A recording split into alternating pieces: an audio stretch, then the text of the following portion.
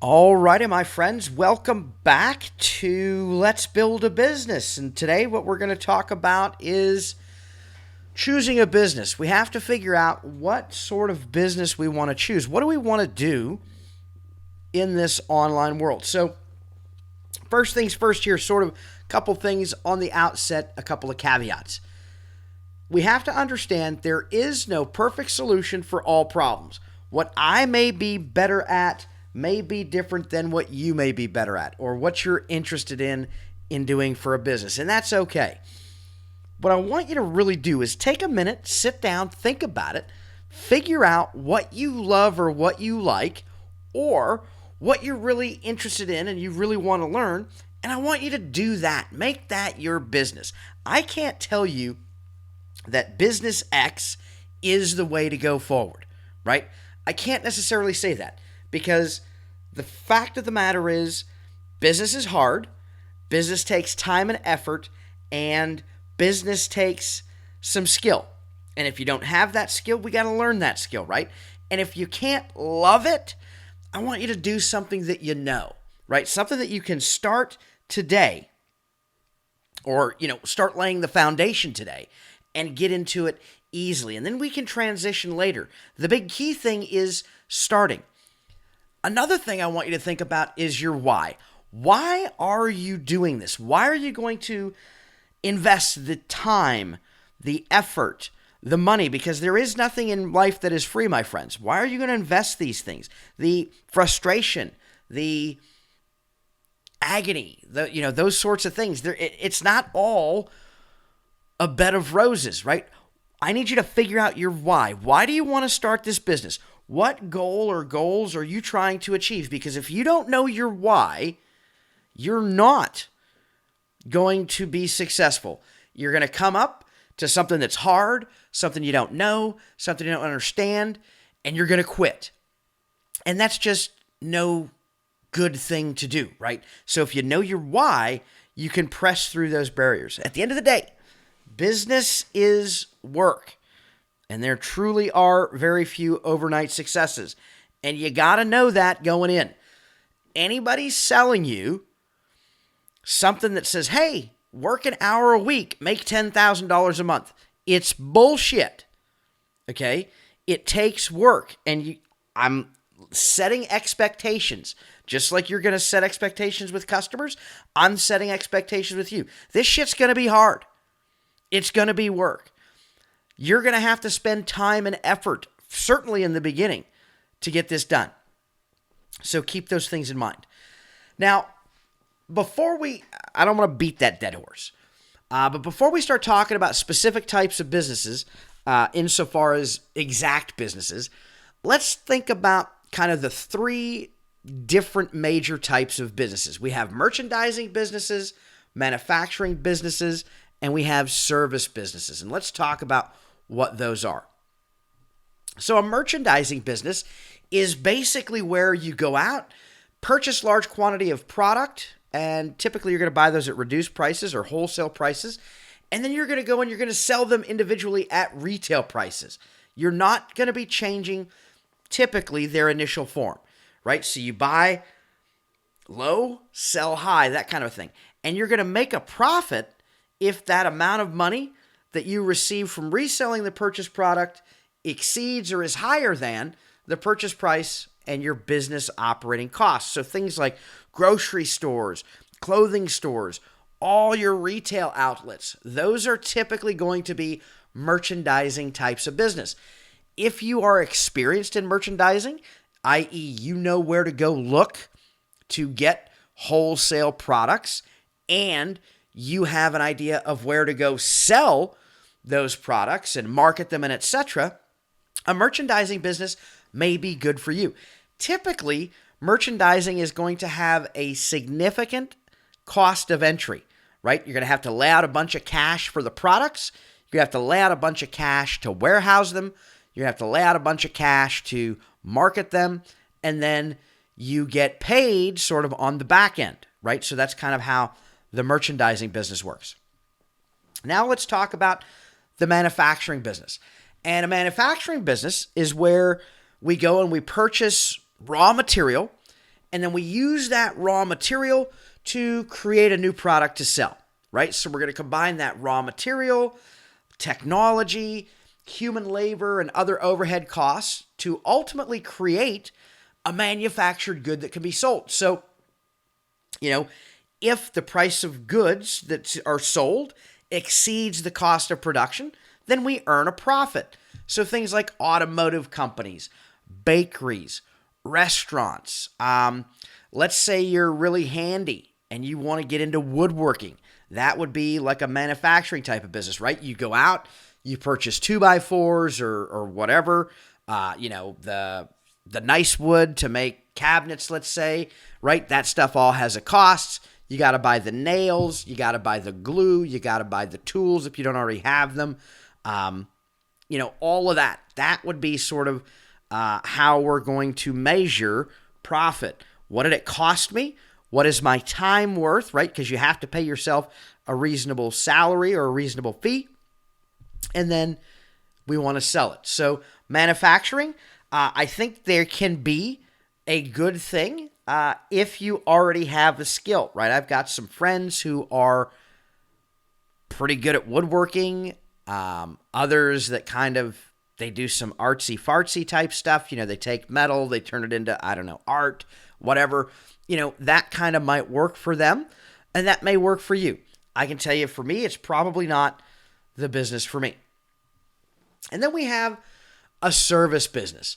And a service business doesn't ultimately sell a tangible product. What a service business sells is professional expertise in all sorts of matters, right? Whether that's providing advice or performing a specialized task and skill set for their customer, that's going to be a service business. It's going to be knowing how to do something and then doing that thing for the customer, or knowing a thing and providing advice and consultation based on knowing that sort of a thing. So things like schools and law firms and nail salons, that's going to be like a service business. So service businesses are generally easier to start, typically a lower cost of entry. It's already stuff you know how to do, or you can figure out how to do it. We don't have to pay upfront for the cost of the goods that we're going to sell. And oftentimes you can make a really good profit in the service business arena, right? When we take into consideration, it took me 10 years to learn how to do, government contracts, right? It took me 10 years to learn that, but I've already spent that and I've already been paid. Now I just know this stuff. And so when you find a customer who needs help, maybe getting a government contract, that can be something that you could charge for. So our cost on that is pretty low, which means the profit margin is typically going to be pretty high. So those are our three types of business: manufacturing, merchandising, and service businesses. So what I'm going to focus on is service businesses generally. So the first idea that you could do to do an online service business is to be a virtual assistant. And what a virtual assistant is it's kind of just like it sounds. It's an independent worker who helps with administrative, business development, social media, marketing, or other kind of mundane sorts of tasks. They help a business owner get those tasks done so that the business owner can focus on actually doing business, right? Instead of trying to figure out how to make a spreadsheet, they can pass that off to a virtual assistant, and then they can go do something that's going to be more productive and more profitable and pay the virtual assistant, by taking on things like recurring tasks or administrative work. You're freeing up a lot of time for small business owners or entrepreneurs or even managers in a traditional company or traditional business. And oftentimes, most often, the virtual assistant's going to work remotely from your home office, right? Virtual assistants can be in the United States, probably going to cost you a bit more to have a virtual assistant in the United States. The price of that is going to be a little higher, but they can also be located in any other country. And that's okay. Maybe we can get that labor a little bit cheaper. And for you, if this is what you choose to do, we need to be cognizant of okay, how much should I be charging per hour, right? What does that entail? But this is something that would probably be pretty good if you're pretty handy at things like administration or social media marketing or business development or other routine sorts of tasks that you can kind of take on. Virtual assistant is sort of, kind of like being maybe a secretary or assistant just in a virtual world. So it's a great little idea, great little niche. Another thing we could do, or you could do, is bookkeeping. And bookkeeping is kind of keeping the books, the financial records, right? Keeping those financial records up to date about a business, right? Basically taking the pulse of a business so that a business owner or entrepreneur or manager knows, hey, we are spending a lot of money in X category, or we are down X percent in income for this quarter comparative to last quarter. Those sorts of things, right? Those reports are going to go to business owners and managers to help them make decisions. Now, think of bookkeeping. It's not accounting, right? Because then it would be an accountant. But a bookkeeper is the person who basically does the data entry, looks at the data, puts the data into whatever program or spreadsheet or whatever that you're using, and is able to sometimes give even strategic advice. This is pretty good if you've got experience doing it, right? This is one of those things. Like, I'm not going to be a bookkeeper. This is not my forte. I can sort of keep my own books, but this is something that me as a business owner, I'm going to very rapidly be looking to outsource this bookkeeping process. And you, if you are good at this might be something to look into. Maybe you take a class, an online class, costs you a couple $100, right? We got to spend money to make money. But once you learn how to do it, now you've got a marketable skill. You can come in there, maybe a little bit cheaper than some of your competition, figure it out. You're going to make mistakes. It's going to happen. And then you can start charging more. So keep that in mind. Bookkeeping, another great option, because you can do my books, whether you live in, Minnesota or Texas or New York or Antarctica, as long as you got the internet, right? You can do my books anywhere. So keep that in mind. Here's another one. Social media manager. Social media managers are going to be those folks who are responsible for developing things like strategies to increase followers. So coming up with, engagement ideas and tactics, creating or maybe even overseeing social campaigns when your customer is selling stuff or launching a product, right? You may have to produce content, look at analytics, and communicate with the key stakeholders of the company. So things like Facebook, Instagram, TikTok, maybe Twitter, maybe YouTube, right? Any of that kind of stuff. A social media manager is sort of the expert who allows the business owner to do business owner stuff, but still have that social media presence. Because, my friends, 2022, 2023, and beyond, you got to have a social presence. And if you're a one-man shop like we are, or like we are going to be, this is something that could be offloaded, right? If I don't know how to do it and I don't want to learn how to do it, I got to pay a guy to do it, right? Be the guy that they pay. Social media management can be a very good thing. Look around, Google it up. Maybe there's some courses out there. I'll look and see if there's some resources that I can put into the show notes. So freelance writing. This could be great if you're one of those people who likes to write. It wouldn't be for Hayden, but there's a lot of people out there who like to write. You can write articles or content for various publications and channels, press releases, website content, maybe blog posts, could be internal corporate communications or email copywriting for maybe like an email sequence, grant writing, newsletters, proposals, a lot of that, right? If you're into writing, being a freelance writer might make a lot of sense. It doesn't make sense for me. I don't particularly care to write. I would much rather speak and do it that way. But this may be something that's interesting to you. Here's another thing, handmade goods. This is oftentimes one of the most effective descriptions to help emphasize quality and uniqueness in a product, right? Handmade. People like and people will pay for quality handmade goods, right? Because it implies craftsmanship, right? And it implies that a handmade item is of higher quality than one that's maybe mass produced by a machine. Personally, I'm a brain worker. My brain is how I work. I mean, I do some woodworking and I would like to learn how to do more woodworking, but I frankly just don't have time. And it's not a skill that I possess. It may be a skill that you do possess. So making handmade goods, whether it's, soap or candles or woodworking or turning little metal bobbins or whatever the case may be, what your thing is. This is going to require, though, a bit of an investment into tools and learning if you don't already have the tools and the knowledge to make these things go.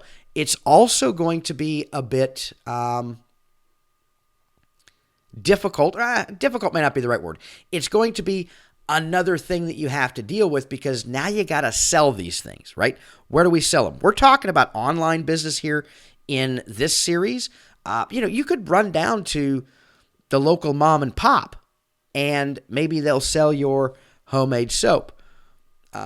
Or maybe they won't, right? So you're going to have to get these things distributed and sold.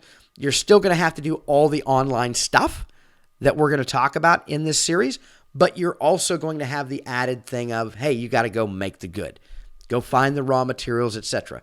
For me, I'm kind of out on this, but if it's for you, go do it, man. I want you to have a great time and enjoy what you're doing. So there's nothing wrong with this. It's just not going to be for me. Photography, another one of those things, right? Photographers are going to be out there capturing subjects, whether it's people, items, could be real estate, anything like that. But it's got to be commercial quality photographs. And photographers rather, are going to use their expertise, their creativity, their composition skills to produce and preserve images to tell a story or maybe record an event. This probably requires a little bit of kind of a creative, artsy type of brain, right? I don't know that it would be for me.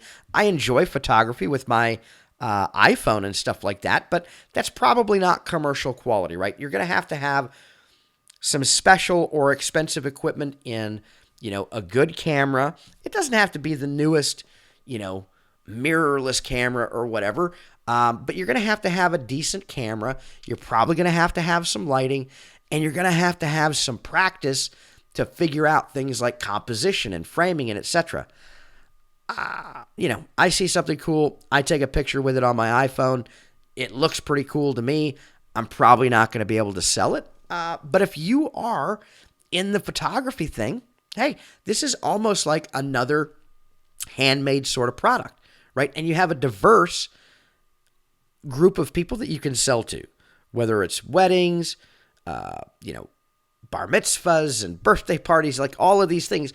A lot of people would pay to have a professional photographer take the photographs at those events and not have to do them themselves. Because if anybody think about this, mom is never in the picture. Has anybody thought about that? Mom's never in the picture. Mom's always the one behind the camera, or dad. Usually it's one or the other. So growing up, kids don't have pictures with both of their parents typically because one of them is behind the camera. Well, if you are a reasonably priced, reasonably skilled photographer, hey, little Susie's birthday might be, a couple $100 that you can make, take some pictures, and off you go. Yeah, okay, only a couple $100, but what's that, an afternoon? Do that like 10 times in a month. Well, that's $2,000 extra a month. Maybe $2,000 is what it costs you to live. All of a sudden, now you got more time to do more photography, right? And we see how all of a sudden, when I don't have to go to a job, I can actually work on this side business even more and probably make more money. I'm not a photographer. I'm just throwing it out there. Might be something worth considering. And then we have a drone operator. So I am a commercially licensed FAA unmanned aerial system airman under FAA Part 107. And a drone operator is a person who controls the drone, and then they're going to do things with that drone in a commercial fashion. Things like looking at safety tests, maybe looking at vehicle performance, maybe assessing cameras or other equipment that the drone is carrying. Maybe they're conducting inspections. There's a lot of use for these unmanned aerial systems. Again, I do it as kind of a hobby. I do have the requisite FAA Airman certification under Part 107. That's a requirement to use a drone in a commercial capacity. There's a bunch of requirements that go with it. But you got to learn the material. You got to take that test. That's about $175. And the average drone that you're going to use to do commercial work, somewhere in the neighborhood of $1,000 to $1,500. And from there, buddy, the sky is the limit. I mean, I've seen fixed wing commercial drone aircraft that are in the tens of thousands of dollars. So, again, depends on where you are and what you want to do. But this is something that could really work, right? If this is your passion, this might work. Just know you got to go and do those extra things. And you just, again, it's kind of like a handmade good or like a photography sort of good. Go out, provide the service, give the customer the end product, and market yourself. Graphic design. A graphic designer, they create visual concepts. They typically are going to be using computer software, or maybe they do things by hand and then put them in the computer, or maybe they do like truly hand-drawn things on the computer. Really kind of neat. Kind of takes that artsy thing to do it. But they're creating these visual things to communicate ideas, to inspire, inform, and captivate consumers. And they're developing the layout and production design for applications, things like advertisements, brochures, magazines, websites, reports, all of these other things. If you're a graphic designer, this is probably right up your alley. In fact, thumbnail editing is probably a great little niche to dive into. Thumbnail editing can be used for, YouTubers have to, put nice thumbnails on. I mean, I don't, but I just kind of wing it. Don't take my advice there. You can use graphic design to create little infographic posts on social media. I could see where there's a huge, huge niche for that. Here's another one. Flipping. Right? You can refurbish and resell. Buy low, sell high. This is kind of like merchandising, but it's merchandising on the second hand, right? You go to a garage sale, buy an item for $1, resell it on eBay for $10. That's a hell of a profit. Like, there's nobody I know that's going to say that's a bad idea. It just, what's it take? It takes time, it takes upfront money, and the effort that you have to put into it is, more so. Listen, when somebody buys the product, you got to get the thing out into the mail, right? You can't wait a week because it's just going to piss off your customer. That kind of thing. Where are we going to get refurbished products? Well, they can be unused customer returns potentially. Maybe they're essentially new. Or maybe we've got defective products that we can find at a cheap price. Buy them, fix them up, and resell them after repairing the defects, right? To ensure proper function. Maybe we find that old desk that somebody is selling and giving away almost for free. You buy it for like $10. Use some elbow grease, clean it up, restain it, maybe paint it, whatever. And next thing you know, you sell that thing for $100. Again, hell of a good profit. Just takes a little bit different time. A little bit more money on the upfront, maybe. And it's just one of those things you got to do. But if this is your thing, if you enjoy that, maybe you like Pokemon cards or something like that, and you're really smart about Pokemon cards. Well, turns out you can go to any given Saturday, you can go to a yard sale or garage sale or rummage sale or whatever your region of the world calls it, buy those used, probably cheap, and then flip them, if they're in good condition and etc., on eBay or the various, hell, maybe there's a Pokemon forum. I don't know. But if that's your thing, you know where you can do that, right? All you got to do is start, right? If that's your thing, just go out and do it. Maybe you want to be a content creator. Maybe you want to be somebody who creates entertaining or educational material through a multiple mediums or channels. Maybe you want to do digital content like YouTube or social media or whatever. Maybe you want to create a book. Maybe you want to write a book. Maybe you want to do any of those things. If you're a creative type of person, be a content creator. There's certainly nothing wrong with that. Just know it is not it's never been easy. Let's make sure we're all tracking. I've been around since before YouTube was, insofar as, watching this space. Even the early guys, nobody just blew up because they just blew up, right? You got to have really good production quality. It's going to suck in the beginning, just like these do, I'm sure. You have to be consistent. You have to be creative. You have to figure out what your audience wants. And, the audience is always changing. So, again, nothing wrong with it. If you're a creative person, I think this would be awesome for you to go do. Not really for me. I'm a content creator insofar as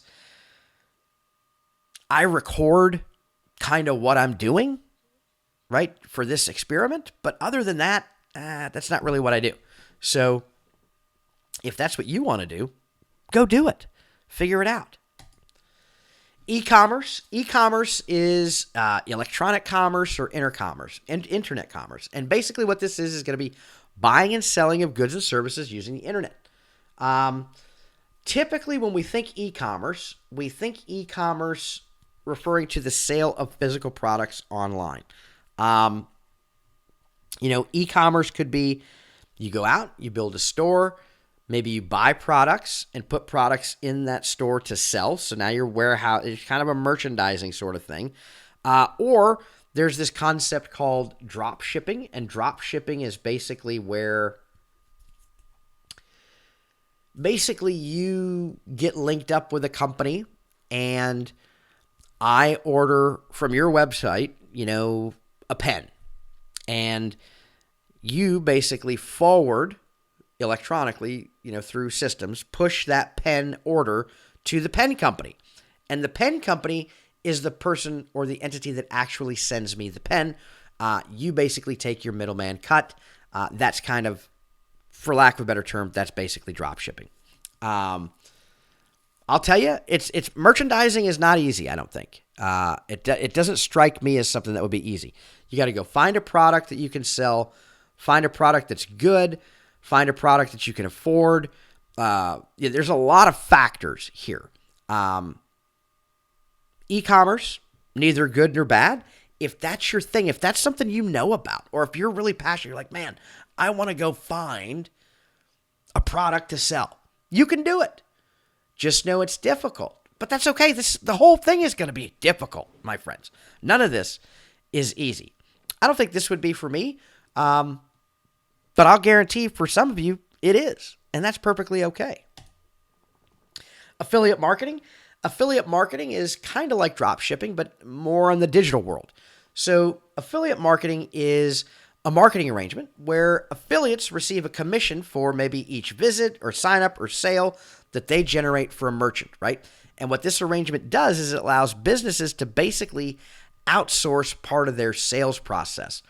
So in this series, you're going to see links where I say, hey, go check out this product or this course or this service or whatever.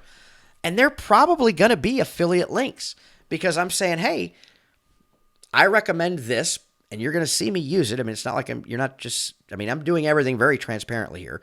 It's not like it's just some random thing that I'm telling you to go look at. But if you purchase it, maybe I get a little bit of a commission. Now, this is very, not at all is this a large part of my business plan in any way, shape, or form, but affiliate marketing, that's a thing. Rest assured, every product on YouTube that you're probably told about or anywhere online, if I'm being honest, is probably an affiliate product some way, some form, whether it's through Amazon, whether it is through to this system or course or whatever. Everybody is affiliate marketing. And I don't think that's a bad thing. It is transparent to you as the user, and it makes the creator or the advertiser a little bit of money. What I don't care for in the affiliate marketing world is sort of the scammy stuff, right? I'm going to tell you what products I'm using. I'm going to give you the affiliate link for those products. I don't go out and look for stuff that says, oh, gee, I can sell this to people and get a cut. I'm not a salesman. That's not my job. My job is to do X. Affiliate marketing is just basically being an internet salesman. So there's good, ethical, classy ways to do it, and then there's scammy, shitty ways to do it. And if you want to do it, I don't think it's bad. I do it. I'm going to do it. But just know that, right? Here's the thing. To really make money in affiliate marketing, you got to have a hell of a list. You got to have a lot of reach, right? Because how does this work? Let's say we're starting with no list. I'm starting with no list. So we're going to see how this whole thing works out. But without a list, with no subscribers, no customers, no leads, right? Just cold. It's really hard. If you have a really big list, though, you can guess or judge kind of how you've created that list and things like that. You have an idea of how that list is going to perform. So let's say we have a list of 10,000 people. So I send out an email to my 10,000 subscribers and I say, hey, this product is really cool. I think you should check it out, right? If you like it, buy it. If you don't, great. Of that 10,000 emails that I get sent out, 1,000 of them will get opened, let's say. So of that 1,000 that are open, so I'm already down 90%, right? Of that 1,000 that get opened, 100 will actually click on the thing that you're telling them to click on. Hey, look at this product, this widget. Look at widget Y. So now out of 1,000 opens, I've got 100 that actually looked at the product, right? So now you're down another 90%. And of that 100 that opened it, maybe 1, 2, 3, 4 might buy, maybe, if it's what they need right now. If it's something that they can afford, if it's something that makes sense to them, right? There's a lot of factors in why people buy. So affiliate marketing, good is, hey, you as a person who recommends stuff can make a commission. Difficult, if you want to do this at scale as your business, you got to grow your list. And the way you grow your list is through content generation. And it just becomes, all of this kind of becomes a self-licking ice cream cone at some degree. So affiliate marketing, that is one of the things that I'm going to do. We'll see how it works out. Web development. Web developers are going to create and maintain websites, right? They're going to be responsible for the site's technical aspects, such as how it's performing, what's the visitor capacity. They're going to look at things like website speed and how much traffic the site can handle, all of that. And even they may create content for the site. Now, this is something that I have some experience with. I'm pretty comfortable with it. And so this is something that I'm going to do in my business. I assure you, it's not overly difficult, web development. But it's one of those things that if you don't know how to do it, if you're not technical in nature, just as a technical person, you may get really frustrated and you may not enjoy it. If this is something you know and this is something you want to learn, this might be right up your alley. Again, for me, this is going to be something that I try to do in my business. But again, kind of goes back to the whole do what you know, at least in the beginning. You can always learn more, and you're always going to learn as a business owner. But this may be something that's up your alley. I'm going to do it. I can tell you that it's my opinion that in the modern era, if you're going to be in business, you got to have a website. And so every business needs a website. Heck, a lot of people need a website. So I think that there's opportunity here in the web development space. There's probably even more opportunity if you niche down into real estate agents who need a website, or local small business who needs a website. There's a lot of things you can do. So we can go to the very niche sort of thing all the way up to, well, freaking everybody needs a website, right? So this is something that I intend to do in my business. And then there's, of course, the idea of creating courses. I mean, in 2022, 2023, since I don't even know if I can use the word, but since the pandemic, there's been a huge explosion of online learning, right? People want to learn things. You probably know something that these people want to learn. And so you could create a course, right? Education doesn't stop just because a person has graduated. You have businesses and organizations who offer courses or additional training to their employees to help them upskill and keep up with the competition, right? To keep up with that developing market. You could create a course, which is kind of what I'm doing here with this YouTube series, is to teach you how to start a business. You can make a course in just about anything, neither good nor bad. Again, selling a course, you got to try and drive traffic to it, and it's a lot easier if you have a big list, which we'll see how it goes. I don't have a list, but you can certainly create a course. There's nothing wrong with that. You're going to create the instructional program, design them in a way that it's accessible to students, and then deliver that content. So this is something that probably anybody can do, right? The tough nut to crack is, how do we get it sold, right? It's going to take time on the front end to develop the course content. It's going to take time on the front end to record the course content. There may be some cost involved there. Depends on your production value. There may be some cost involved to host it and things like that. But this is a legitimate business, particularly if you have a skill or a set of skills that are in demand that you can teach people. So don't discount that. And listen, my friends, at the end of the day, the sky and your imagination truly is the limit. If you can think of it, you can probably do it, right? Whatever skills and knowledge you have is probably more than somebody else has in that subject. And you can kind of get them from 0 to 1. A lot of what I do focuses on going from 0 to 1. We can go from 1 to 10, but let's get you from 0 to 1. That's where a lot of this stuff works, and they're relatively reasonably priced items, stuff like that.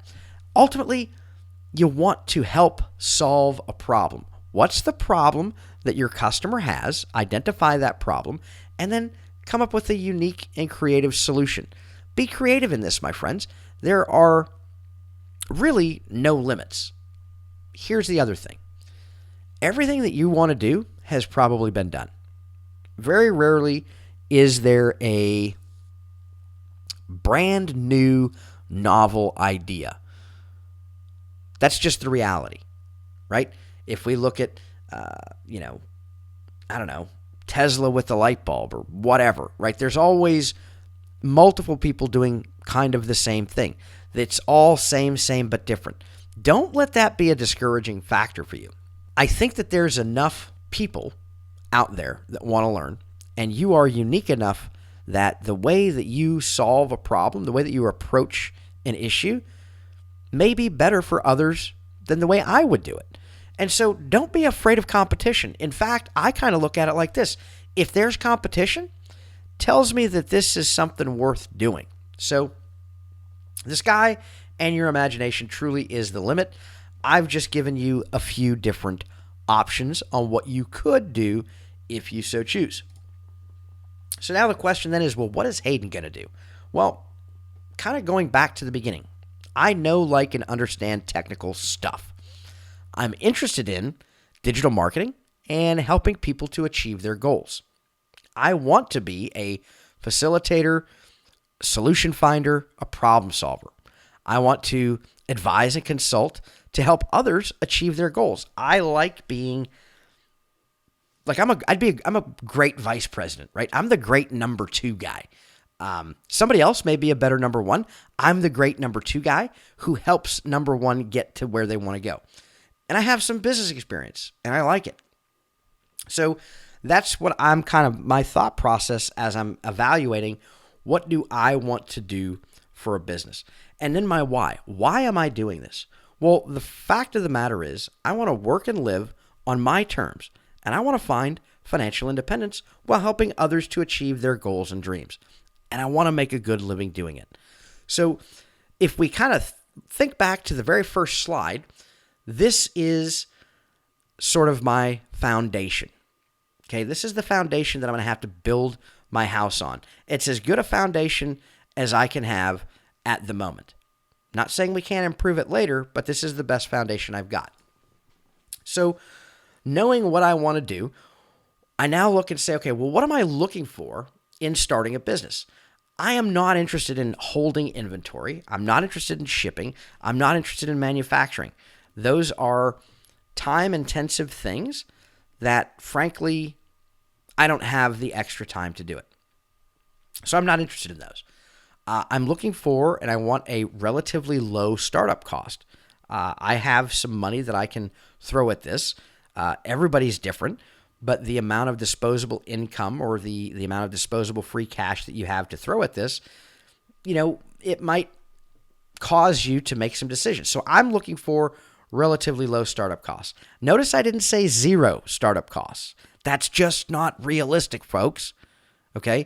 So I want relatively low startup costs, and I want to have a relatively high value or high ticket item with a lower cost to fulfill, which means I've got a lower cost and higher profit.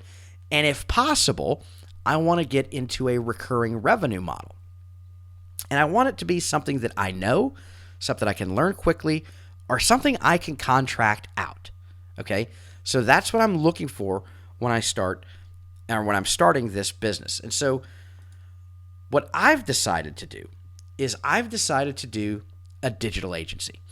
And a digital agency has services that include a variety of digital marketing, design, development, and maybe even some software engineering services. And by outsourcing to experts, right, that allows a team of professionals to take care of their digital presence. We can do things like research and strategies, lead generation, conversion rate optimization, and a lot more. So I'm going to be looking at things like web development, affiliate marketing, setting up the E side of e-commerce, content creation in the arena of this YouTube channel, consulting. I really enjoy consulting, and courses. And I'm kind of doing courses and content creation together on this particular channel. So that's what I'm going to do. I'm going to offer an array of services that allows me to help another person, another business, another entity to get where they need to go, right? Outsource some of the stuff that they don't know how to do, don't want to do, or can't do. Outsource some of that stuff to me. Let me handle that for them, and they can go do business owner stuff, right? I can tell you it's really hard when you're a one-man band trying to play all the instruments. Hey, if I can get a guitarist, turns out when I'm a drummer, I need a guitarist, right? That kind of a thing.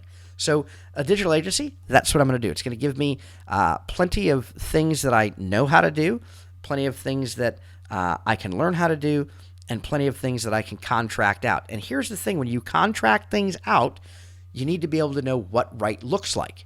Okay, so I want to be able to, let's say I don't have time to build your website, but I've been contracted to build your website. Well, I'm going to find somebody who can build that website in accordance with your specifications, but I can at least take care of things that maybe they didn't on the front end. I can change it, whatever, those sorts of things. I can also project manage that project to say, hey, this is not what we want. The client wants X. So that's what I'm going to do. I'm going to start a digital agency. So why am I doing this? Why did I make this choice? Well, first of all, it's a service business. It checks my no inventory, no shipping, no manufacturing box. It also has relatively low startup costs. There's a lot of factors here, and we're going to get into those over the course of the next several videos. But overall, the startup cost for this is pretty low. Again, it has a relatively high value, high ticket item with a lower cost of fulfillment. Typically, most jobs are going to be $250 to start, right? Minimum. Some can be greater than $500 a month for ongoing and recurring business. So that's good, right? It gets me that decent size, high ticket item, and it gets me into that recurring business model if possible. Again, something I know I can learn quickly or I can contract out. I can contract out what I don't know or I don't have the time to do. And I know when I'm dealing with a contractor what right looks like. So that's going to be very helpful for me. And the income potential here is high, right? Because we're selling higher value items. We have the potential for recurring revenue. So the potential here for income is high. And remember, I want to replace ultimately my full-time job and my side hustle consulting gigs. I want to replace this with one thing so that then I can be in control of my time. And here's the other thing. I can scale this whole operation later if need be. And we're going to talk about some of the business stuff as we go forward over the course of the next several videos. I'm going to be doing this for a year, so we'll see if this works out. But this right now is my grand idea, and this is my why. So how, then, am I going to execute my why, right? I've decided I'm going to make a digital agency. I know why I want to do it, which means it's going to keep me motivated. Now I have to have a little bit of a plan on how I'm going to execute this strategy. So the first and foremost, and we'll look at this in the next video, is incorporation, right? We're going to talk about incorporation, why it makes sense, why it doesn't make sense. So we're going to look at, first thing I need to do, incorporate.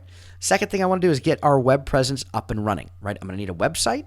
I'm going to need social media, that kind of a thing. So the next two videos are going to be basically doing those things. Now, as far as how we get business, right? I'm going to look to identify opportunities locally here where I am. But I'm also going to be looking regionally and nationally through word of mouth advertising, looking in groups, all of these other things to identify potential leads to sell to. So I'm going to be identifying opportunities locally where I can go, walk in, shake a business owner's hand, look them in the eye and say, hey, this is what I want to do for you. This is why. This is what we need to do. I'm also, like I said, going to be looking nationally. I mean, this is an online business. This is the beauty of an online business. I'm not stuck to where I live. I can go anywhere in the world, really. I'm going to try to stick to the United States because that's what I know. But you can do this anywhere. And then once I've identified those opportunities, I'm going to sell the service to the business. That's it. Sell the service to the business. This is the hard part. Number 4 is probably the hardest part. I would bet that for most of us, the hardest part is to go in, look at a person or a businessman or a woman and say, hey, I have this product. I know it can help you. This is how it can help you. And I want to do it for you. And this is what it's going to cost. Give me money. I give you this service. That's the hard part. We got to get past that, my friends. You cannot do business without customers. You have to have customers. So you got to get in there. You got to sell the service. You got to close the sale. Okay. And we're going to talk about a lot of that stuff as we move through. And then it's just simply contract fulfillment, right? Client management. How do I manage their expectations? How do we get them what they want? And then manage the project. If I'm not going to do the work myself, which I may or I may not, I need to identify, interface, and deal with contractors to execute the contract. So it's going to be client management and project management. It's going to be a big part of my end of the contract fulfillment. And then, just like any other business, I want to keep my customers happy. Because if we keep the customer happy, we can sell them more, and then hopefully we could turn them into recurring revenue if possible, right? So think about this.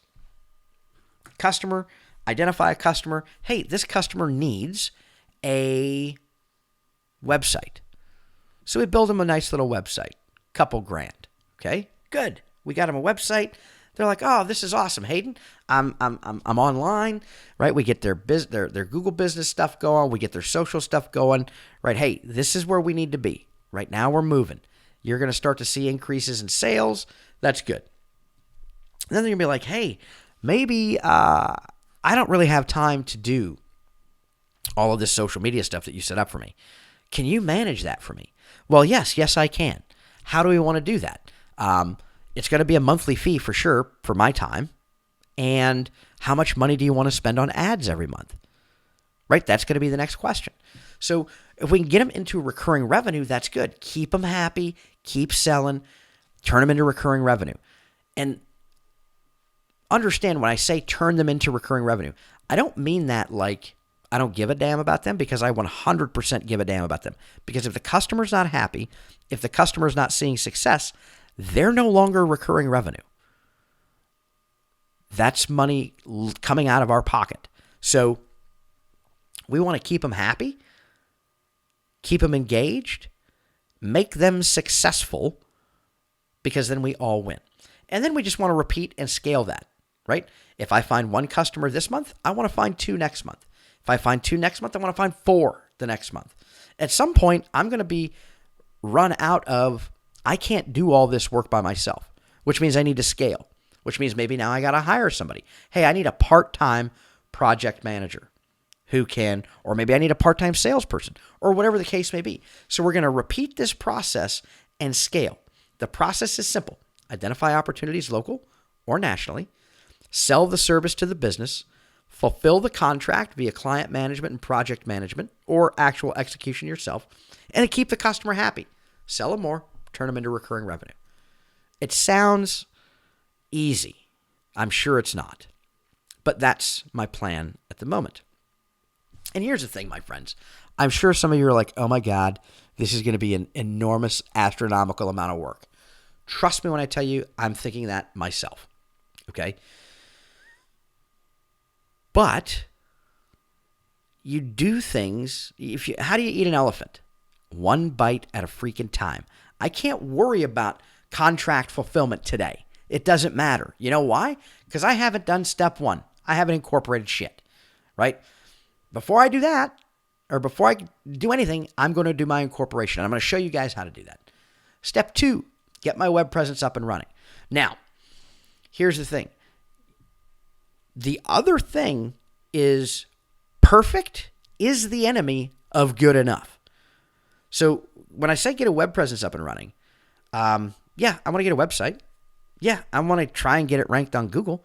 I want to get my socials up. But I don't need to have them perfect day 1, right? Everything can be an iteration upon itself. So don't worry, my friends. We're going to go through, we're going to work and develop these systems together, right? So whatever it is you want to do, I think that this series is going to be helpful. Whether you do exactly what I do or you do your own thing, you're still going to want to incorporate, or at least we're going to have that discussion. You're going to want to get your web presence up and running. And then you got to identify those opportunities, sell your services, and fulfill the contract. And above all, keep the customer happy. Repeat and scale. So this is going to work whether you're going to be a virtual assistant, whether you're going to be a content creator, whether you're going to be another digital agency, which, hey, if you're going to be a digital agency, hey, jump on the bus, man. Let's go. Let's see what happens.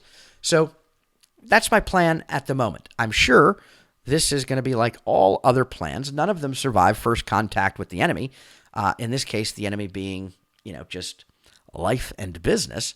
But this is the plan at the moment. We're going to refine this plan as we move through. So who am I thinking are my possible customers? Well, real estate agents. Huge real estate boom over the last couple of years. We're starting to see the trend go backwards a little bit. But real estate agents are in the business of networking. They need a good web presence. So I'm going to focus on them. Local business.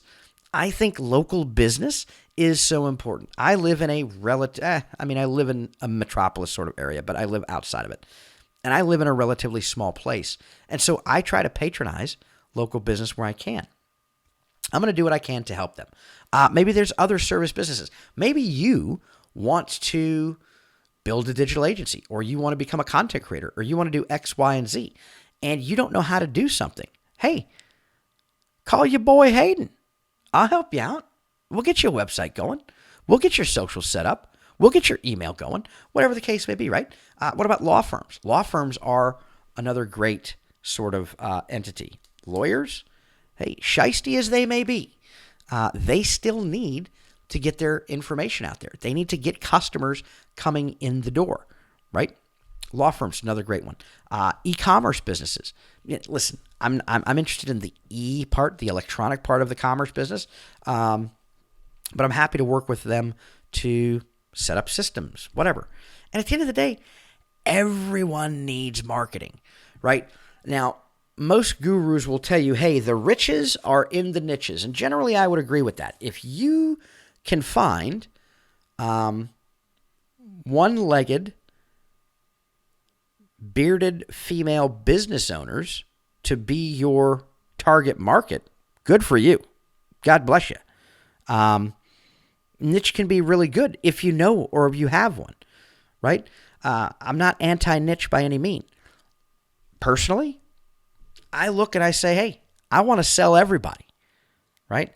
Whether it's a Fortune 500 or it's mom and pop down the street, I want to sell them all. So, take that with a grain of salt. We're going to find out if my theory is better than the gurus or not. I think everybody needs marketing. And so that's the approach I'm going to take. Niche, the riches are in the niches, they say. So don't be afraid to niche down if you need to. If you are, if you want to niche, baseball coaches starting a side business, hey, fine, right? You know where to go find baseball coaches. You know what they talk about, whatever. Go do that. I don't necessarily have that insight, so I'm going shotgun. And what services am I going to provide? Well, I'm going to provide web design and SEO, search engine optimization, because I know that. Social media marketing, I know it to a degree, but I know I can contract it out. Virtual assistants, I'm not doing that. I can contract that out. Content writing and marketing, I'm going to contract that out. Video creation, editing, and marketing, there are some things I can do. Probably going to contract a lot of that out. And graphic design, things like logos and these other stuff. Yeah, I can do that, or I can contract it out. So we've got a list of services here that are going to be useful for our audience. Who's our audience? Who are my customers? Other businesses, right? This is kind of B2B. Now, listen, if Tom Jones comes to me and he wants TomJones.com, a family website, I'm happy to do that. You're going to pay just like you're a business, but I'm happy to do that. Hey, everybody's money's green. So that's kind of the way I look at it. But these are the services that I'm going to either provide myself or contract out. Now, I'm sure you're like, well, that's great, Hayden. Super awesome. You're going to contract a bunch of shit out. I don't even know where to look to get contractors. Don't worry, my friends. We're going to go over that. I'm going to show you everything that I do, right? You're not paying for this. This is free on YouTube. For good or bad, whether this turns out good or turns out bad, you're going to see how this goes. And we're going to find out what does and doesn't work together. And so I highly recommend you come along for the journey and, take some time after this video, because it's probably going to be a couple days before I post another video because I've got work and other things to do.